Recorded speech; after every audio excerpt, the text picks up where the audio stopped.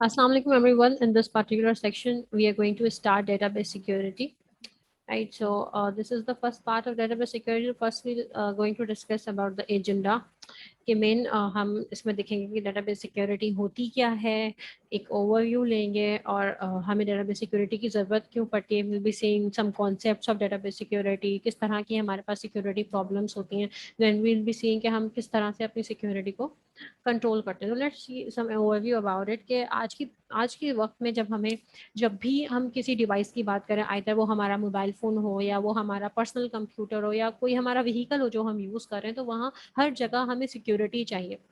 तो ऑब्वियसली हम अल्टीमेटली अपना डेटा भी सिक्योर करना चाहते हैं, जो कि हमारी सबसे सबसे की फीचर है हमारी लाइफ का, कि हम अपनी इंफॉर्मेशन को हमेशा प्रोटेक्ट रखना चाहते हैं. So the concept of data security brings under the category of two words. Number one is database and another is security. तो database basically आपके पास connection होता है information का, जो कि आपके कंप्यूटर में स्टोर होती है, उसको आप कहते हैं database. एंड ऑब्वियसली जब आप बात करते हैं सिक्योरिटी की, तो हम कहते हैं कि समथिंग जो कि जिसको किसी भी चीज़ का खतरा ना हो, तो वो सिक्योर है. ठीक है, तो अगर मैं इन दोनों चीज़ों को कंबाइन करूँ, तो इट मीन्स कि वो मैकेनिज्म जो मेरे डेटाबेस को किसी भी डेंजर से प्रोटेक्ट करे, वो डेटाबेस सिक्योरिटी है. राइट, तो here we come up with the definition of database security. कि database security is defined as the process, एक कंप्लीट प्रोसेस है जिससे आप जो आपका CIA ट्रायड है, कॉन्फिडेंशियलिटी, इंटेग्रिटी और अवेलेबिलिटी, वो मेंटेन करते हैं आप अपने डेटाबेस में. मींस आपका डेटाबेस वही एक्सेस करेगा जिसका वो डेटा है. आपका डेटाबेस जिस वक्त चेंज हुआ है, हमेशा वो चेंज इंटैक्ट रहेगा. ऐसा नहीं होगा कि कल आपने डेटाबेस में चेंज किया और आज आप देख रहे हैं तो डेटाबेस में वो चेंज आपको नजर नहीं आ रहा. एंड अवेलेबिलिटी ऑब्वियसली कि आप जब चाहें अपने डेटा को एक्सेस कर सकते हैं, आपका data up and running condition में रहेगा. Right, then obviously this is reason के आप जब भी कुछ करने जा रहे हो, किसी भी चीज पर सिक्योरिटी अप्लाई करने जा रहे हो, तो उसकी नीड क्या है. Then why we need database security. Obviously there is no need, there is no security to database. तो होगा क्या, यही यही सोच के हम किसी भी चीज़ की इवैल्यूएशन करते हैं ना, कि चलें अगर हम उस डेटाबेस पे सिक्योरिटी नहीं लगाते तो क्या होता है. अब देखें, एक डेटाबेस है वो आपके लिए, ठीक है, और दूसरा डेटाबेस है वो किसी और के लिए. तो जो आपका डेटाबेस है वो आप ही एक्सेस करें, अगर कोई दूसरा आपका डेटाबेस एक्सेस कर लेगा, तो ऑब्वियसली उसने वो इंटरप्शन कर सकता है. तो database will be easily corrupted और फिर वो बेकार हो जाता है. और it is a kind of breach जो कि हाईली हाईली डेंजरस होता है, जो कि आपको हाई कैटास्ट्रॉफिक, जिसको आप कह सकते हैं, बहुत बड़ा नुकसान पहुंचाता है. तो it is important to restrict access to database from authorise users to protect sensitive data. अब यहाँ पे जो वर्ड यूज किया हुआ है ना, वो नॉन अथोराइज नहीं है, ऑथोराइज है. कभी कभी आपके पास ऐसे ऑथोराइज यूजर्स होते हैं, जैसे कि आप एडमिन्स को डिफरेंट राइट्स देते हैं. हो सकता है आपके पास डिफरेंट एडमिन्स हो, उनके बीच कोई भी फैक्टर हो सकता है जिसकी वजह से वो ऑर्गेनाइजेशन का अपना खुद का डाटा डिस्टर्ब कर दें.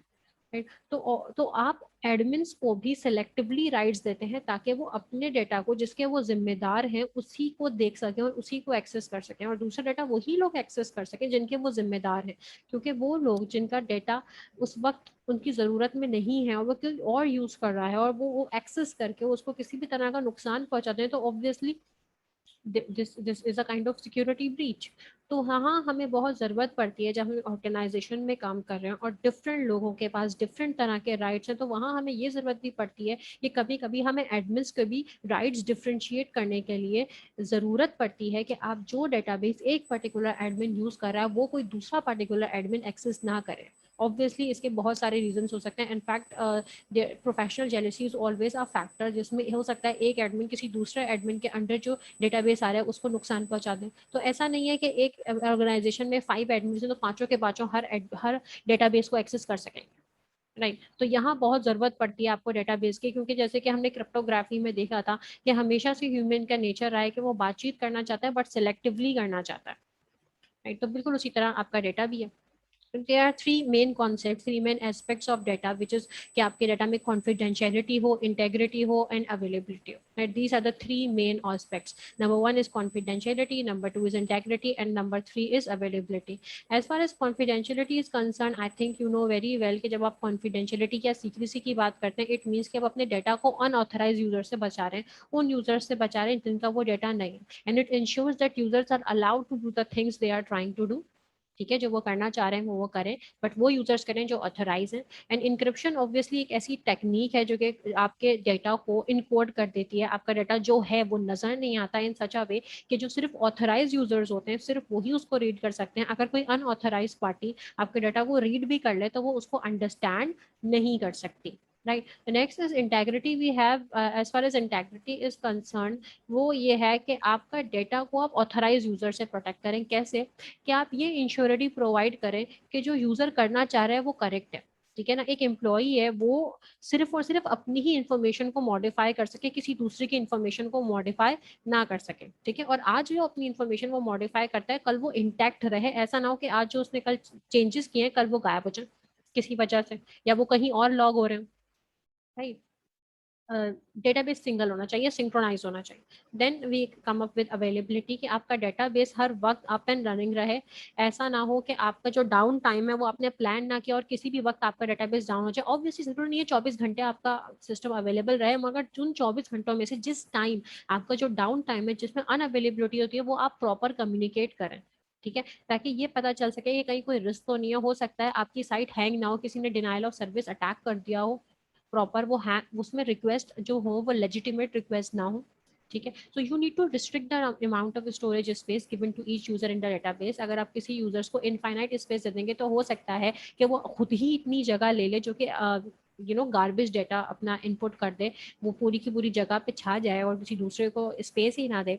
तो इससे होगा कि आपका डेटाबेस की स्पेस ज़ाया होगी। ठीक है, नंबर ऑफ कॉन्करेंट सेशंस को आप लिमिट करें, आप प्रॉपर लिमिट असाइन कर दें कॉन्करेंट सेशंस को। एक वक्त में इससे ज़्यादा सेशंस में इनटेक नहीं कर सकता, वरना ऑब्वियसली जो लोग लिमिट नहीं करते वही चांस होता है, वही ज़्यादा चांस होता है कि denial of service attack launch हो जाए। क्यों? क्योंकि जब आप लिमिट नहीं करेंगे तो वो इनफाइनाइट सेशंस को एक्सेप्ट कर लेगा, और जैसे ही वो इनफाइनाइट सेशंस को एक्सेप्ट करेगा वहीं आपका चांस बढ़ जाएगा कि अटैक लॉन्च हो जाए और अटैक सक्सेसफुली लॉन्च हो जाए, आपका पूरा सर्वर हैंग हो जाए।